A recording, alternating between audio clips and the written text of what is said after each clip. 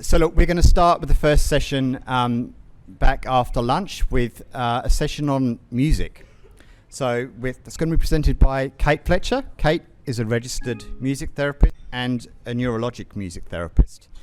She's got clinical experience working with children and adults of all abilities, and she manages the clinical music therapy business called Music Beat Therapy Services, who provide music therapy services to us at Down Syndrome Queensland on Monday mornings, which has been fantastic, and you've been doing that for a number of years. So when Kate's not at work, you can find her under the stage playing trombone in musical theatre orchestras or on the stage singing and dancing.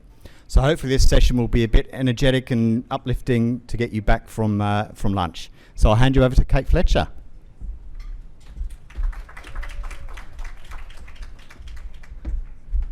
Hello everyone. Oh, I feel like I'm a bit short for this. There we go. So, I am the lucky person that gets you in your food comas after lunch. But I promise you won't have to be doing laps or running or doing star jumps or anything like that. But need that. So, as Daryl said, I am a registered music therapist. I've been working with DSQ for over 10 years and no plans to stop that program in the near future. I set it up when I was still a music therapy student, and I can see parents of my first ever program in this room now. So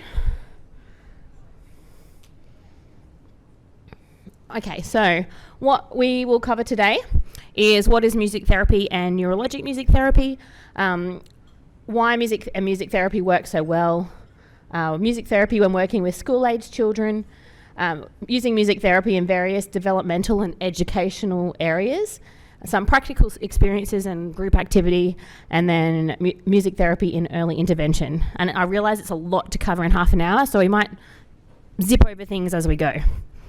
But first, we are going to get our musical brains firing. So what I would like you to do, you might want to move a little bit away from your table because you're going to be moving your arms for this, and I don't want to see water and pens and everything go flying. So I'm just going to give you 4 beats, and I want you to just copy after me. So if I did this, 1, 2, 3, 4, what would you do? Awesome. Okay, so let's do that. So I might just start with that one again. So.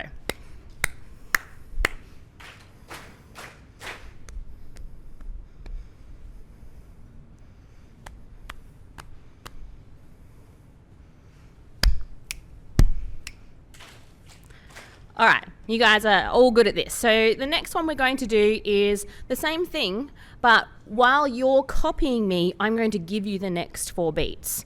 So while you're doing the clap, I'll be doing something different, and you've got to remember what that is, okay? I'm sure you'll be fine. All right, I'll even make it easier, and I'll do a clap at the beginning, okay? So.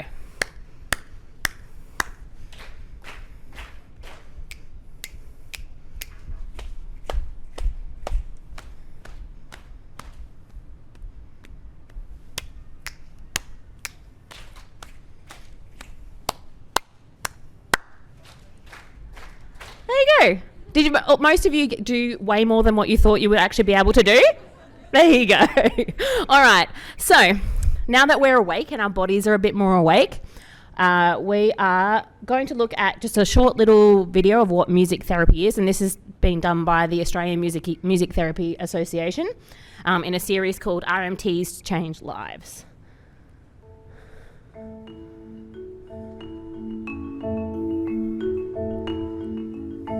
This is Jackson.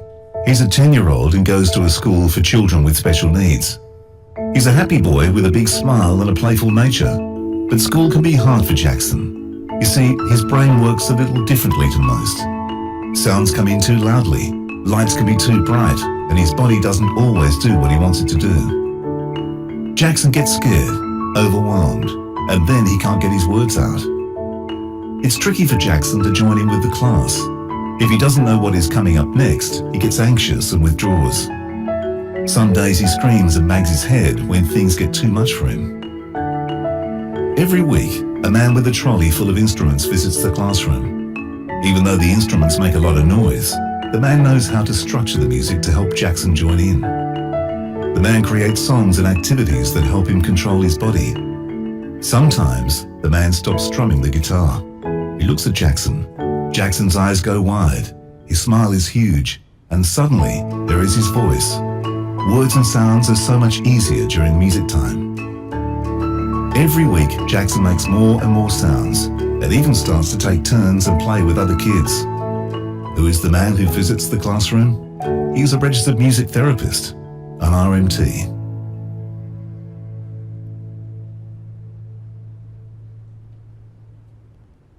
All right, so what is music therapy? Does anyone, apart from the parents that I have worked with for many years, does everyone know, or does anyone know what music therapy is?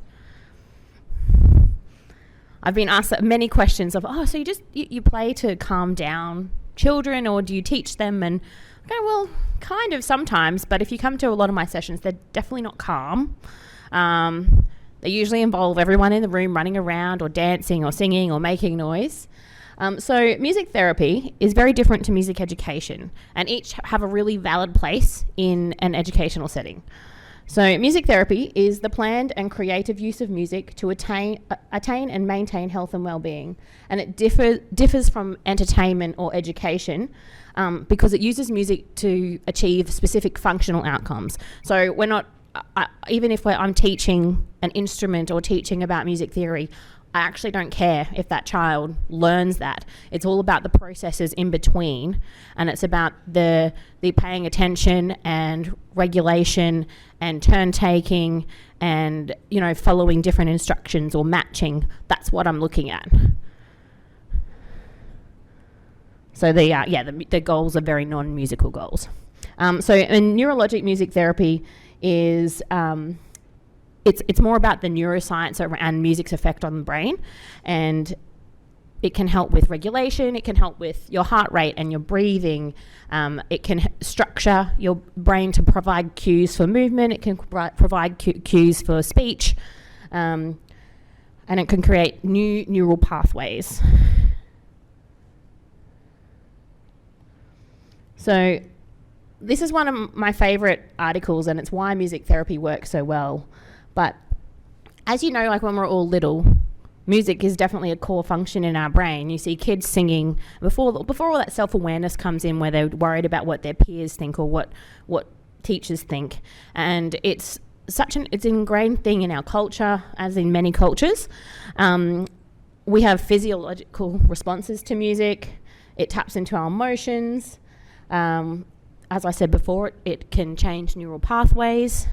It enhances learning, memory, social experiences. Like, there's so many things. I could go on and on and on, but I know I'm very short on time for today. So, what about in an educational setting? So, music therapy for children and adolescents.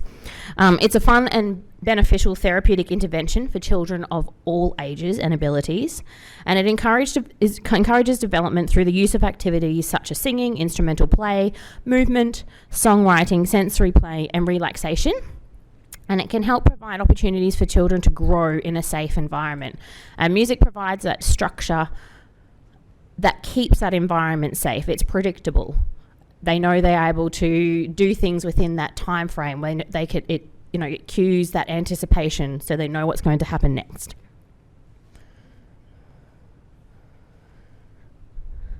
So the development in areas of sensory integration and emotional regulation, communication, social skills, body awareness, motor planning, self-confidence, self-expression, and encouragement of general development. And these are skills that aren't necessarily specific to one individual child or a disability. It's actually specific to every child. Every child needs to learn these skills. Some of them learn it faster. Some of them are able to integrate those skills into their daily lives really quickly, and some are not. And that child might not even have a disability or a diagnosed disability, but they still need to learn those things. And the reason why music is so beneficial, particularly in school-aged children, is that it's so much fun, and they don't realise how much work their brains and their bodies are actually doing until afterwards.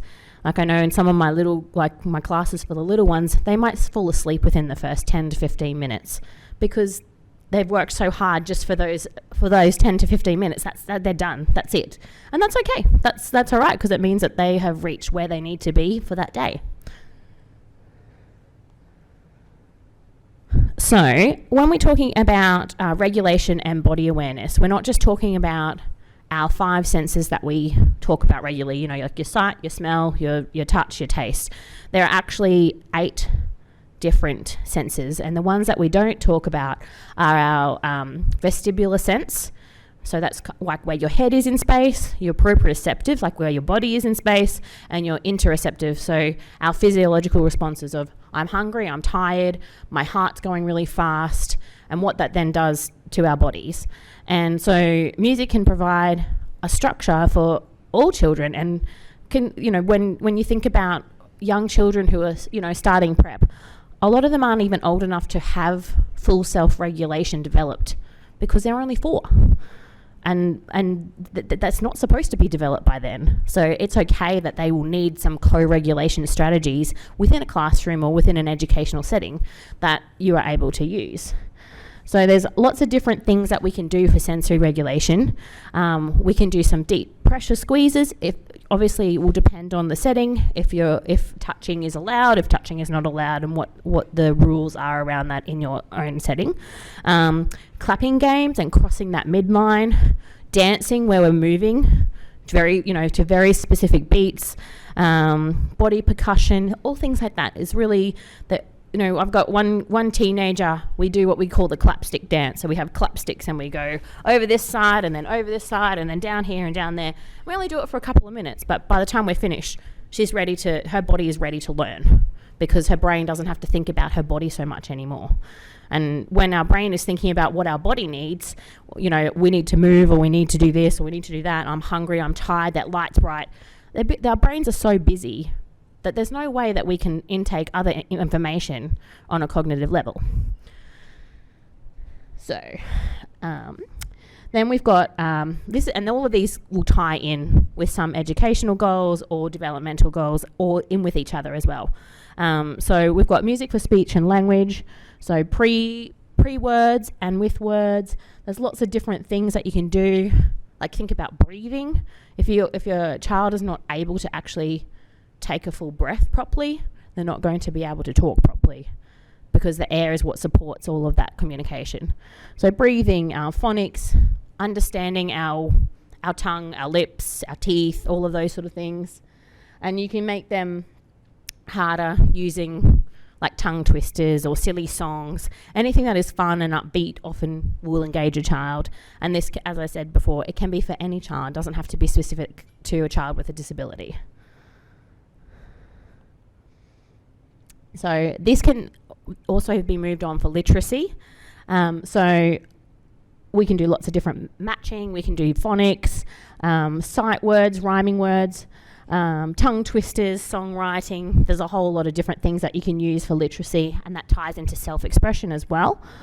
So I've got a few examples here. So I've got the sight words for this child this week was you, birthday, luck, sink, and was. And so they were all written on Post-it notes, and there's an instrument corresponding to each word. So we're singing a song, and when I sing one of their sight words, they have to find it and go find that instrument. And then we did some rhyming. We wrote songs. So the word luck, I thought, was not sure what would come out, given some of these kids don't necessarily know what words. They're like, oh yeah, I'm just going to try a sound with uck on the end. But luck and sink, we've got a few little rhymes there that were put into song. So numeracy is another one that's really easy to do with music, because music has a beat. It's counting. You can do so much with just a beat. So counting songs, obviously, but also doing things like drumming. How many times am I drumming? Can you count it? Or can you copy me? Can you also do that many? And just being aware of the numbers and the value that is. So rather than being able to go, 1, 2, 3, 4, 5, 6, 7, 8, 9, 10, what is the number 7? what does 7 mean? How many is that actually when you are putting it down? Then we move on to more self-expression. So I've seen some really great presentations today that look at self-expression as not just our words. It can be a whole lot of other things. It can be coming out in a behaviour. It can be coming out in words. It could be a sign. It could be a picture. And there's so many different creative ways that we can help children be expressive. So the ones that I have used really successfully have been songwriting, making videos, doing your own CDs, your own choreography. Artwork is really great. Podcasts. I've built dioramas. I had one child that was trying to learn the order of the planets, and we built a whole diorama, and then we wrote a song about the order of the planets, and she was really happy because she got an A+ on her test because she had never been able to do that before. And then looking at sequencing and memory. So this is where I can see music coming into play really well in all classrooms, is that we want our kids to remember things, and we want students to remember the order, like say remember the order of the planets or remember the order of steps. And so we all have music that we know we can remember. So if I said like A, B, C, D, or I say what letter comes after L, a lot of people will go, okay, A, B, C, D, E, F, G, H, I, J, K, L, M. Oh, it's M. And we go through the song in our head. And there's a lot of things that we learn when we're little that we remember as we go along. So the only thing we have to be aware of with that is that just because they've memorized it doesn't mean they understand it. But that's the next step. They have to know where it is, and then go, okay, well, what does that mean now? I'm at this step. What do I need to do? So as I mentioned before, it could be remembering the order of something like the planets. It could be around a specific activity or a behaviour. So breaking down the steps of going to the toilet. Like things like, I need to go and ask someone, I need to tell someone I need to go, then I need to walk. So I think someone mentioned before the proximity of bathrooms to classrooms in the early years is really important, because these children have to think about all these things and then they have to get there. So, and then like everyone I think is familiar with social stories. So I've been working in a framework that is similar, but I call them social songs. They're not really social stories. They don't always follow the same prescribed method, but we learn a whole lot through song. We remember a lot through, I should swap that. So yeah, we remember a lot of the steps. We remember a lot of the words from our childhood songs and nursery rhymes, or songs that we grew up with that we just know from when we were younger. It can encourage understanding of different behaviours. It can help us memorize steps to things, and they can be specific for one child, or they could be general, or they could be for your classroom. So if we want our whole class to be able to do this, and so we're going to write a song. It might even be writing a song together. Okay, guys, what is the first step that we need to do? And giving that ownership back on the students, so they are then able to take that away. And they're probably going to remember it a whole lot better if it's sent to music. So I find that music is very... I'm not an audio... I don't learn through audio. I actually learn through... I'm a very kinesthetic learner. But for me, music is very kinesthetic because of my physiological responses. So I always need to move. But in a combination as a visual and kinesthetic learner, music is great for me. You could tell me something and I won't remember it. You could sing me something and I'll remember it forever. So looking at that sort of thing, you can have a whole class singing the same song and figuring out the steps as they go, and they will remember that for a long time. So I've got a couple of different examples here. This was a toileting song that I wrote very specifically for a child. They had to tell me exactly what steps this child needed to do, and they got put into a song. And then I've got a more general song that we wrote. It was quite a while ago, and it was with DSQ. And it's like a social song about using our hands nicely, and I can play that one for you, I'm hoping.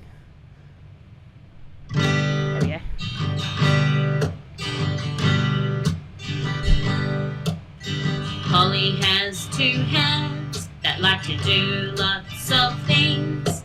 She uses her hands every day when she's playing with her friends. Her hands are good for clapping. Her hands are good for waving. Her hands are good for drawing. Her hands are good for lots of things. But Holly's hands are not for hitting. That makes people sad. She keeps her hands to herself and puts them in her lap. And it goes on like that Holly's for a hands while. So I won't continue that one. So it's time to do some singing. I'm just kidding though. You don't really have to sing. But I do want you to think about a song you learnt when you were younger and that you still remember today. Not necessarily a nursery rhyme. So for me, the song I remember was I Want You by Savage Garden, and that was because I sat with my best friend on her bed when we were primary school, and we were going through the lyrics that were provided in inside the CD cover until we could learn it. And it's that, that anytime I need to see your face, I just close my eyes and I'm taken to the place in the crystal light. That one. We just were like, okay, we're going to learn this. We're going to learn this. I still remember the whole thing today. So I want you to share amongst your tables. Just think about a song that you learnt and just share it with your neighbour, or if you're online, just have a think about it and see if you can remember all the lyrics to it. You have like 30 seconds.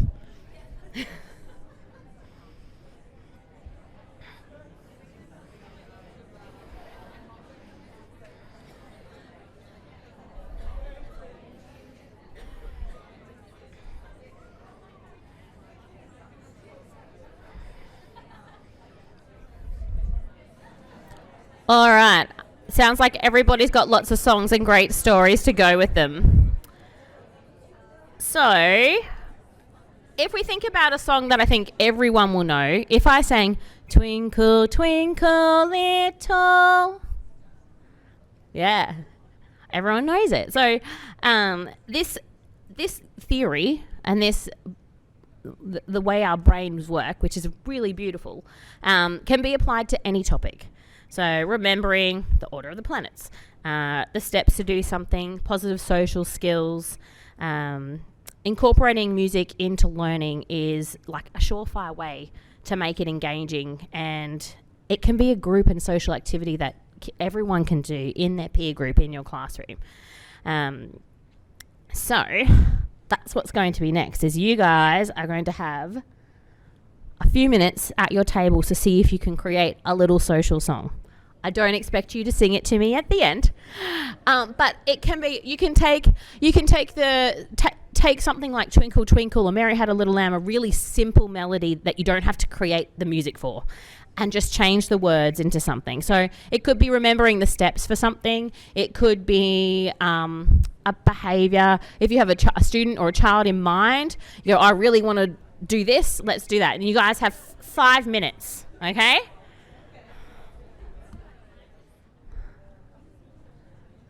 Okay.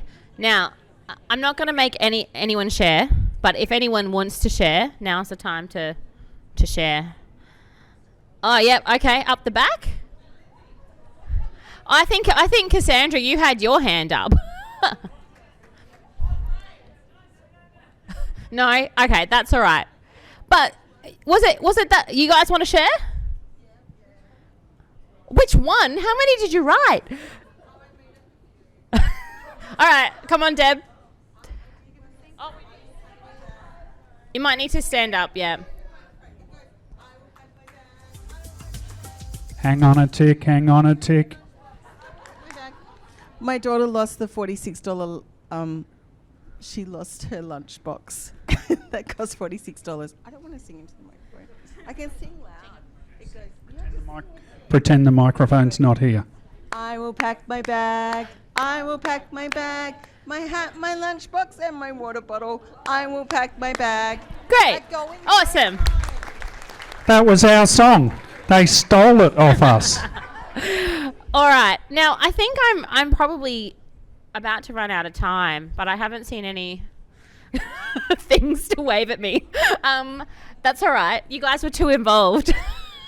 Thanks. I won't go into the next section too much, but there's so many ways that we can be creative. You guys as teachers and you guys as parents, you have all been creative probably every time you're at work or every time you're with your children. And it's just, sometimes we just need to remember things like, music can be really fun and it's not hard. They probably don't, especially in your early years, they don't care what you sound like, more that you're just being fun and creative and doing that with them. I did put in a little bit about early intervention. All of these skills are the basic developmental skills. There's a few of your little ones over there when they were really tiny. It does look like TikTok. But, so all of these things are great for that early childhood development and preschooling years. And as I said, there's so much more. You can do so many things. You can do concept work. You can do colours. You can work on self-confidence, looking at, what are your favourite things about yourself, or, the whole class. What's your favourite thing about yourself, or what's your favourite thing about your friend? And really working into that social and peer group, which is what these guys really love anyway, is working with their friends. That's the funnest way to do it. So there's so much more. I think I've run out of time. Let me have a look. I'm 2 minutes over. Sorry. All right. But there's my details. I've also left a few business cards up on one of the desks because I have to leave before the end of schooling to go work with some kids that I work with. But thank you very much for listening and participating. And I hope that was an all right, very brief little introduction to music and music therapy. Do we have time for questions? Okay, yes, questions? If you have questions, you need to talk in the mic. Otherwise, the people at home can't hear you. Correct. Otherwise, and then my answer will make sense to them. Just a specific question in relation to early intervention. Yep. Do you have workshops, as in Educator Workshops, to provide such a program within an early education setting? We don't necessarily have workshops that we invite everyone to, but we have worked with specific places. Like we can come in and do like a PD session for all the educators there. Yeah. Any other questions? I think that's all good. Awesome. Thank you.